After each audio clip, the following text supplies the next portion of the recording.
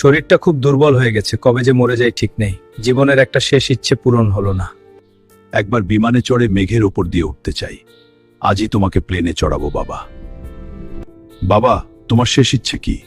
আমার খুব শখ ছিল একবার, আজই তোমাকে বিমানে চড়াবো। এই কয়টা টাকায় প্লেনের চাকা দেখার যোগ্যতাও নেই তোদের। এখান থেকে রক্ষিণীর দল। এয়ারপোর্টের পেছনে সমুদ্রে একটা ভাঙা জাহাজ আছে। আমি এই অপমানের প্রতিশোধ নেব। আমি হারলে বাবাকে প্রতিশোধ পাইব না। আচ্ছা, হীরা পেয়ে গেছি। এই হীরার যা দাম, তা দিয়ে আপনার পুরো কোম্পানি 3 বার কেনা যাবে। আমি পুরো প্লেন কোম্পানিটা কিনে নিচ্ছি। আর ওই মহিলাকে আমার ব্যক্তিগত চাকরানি চাই। আমার স্বপ্ন পূরণ হলো, এখন শান্তিতে মরতে পারবো।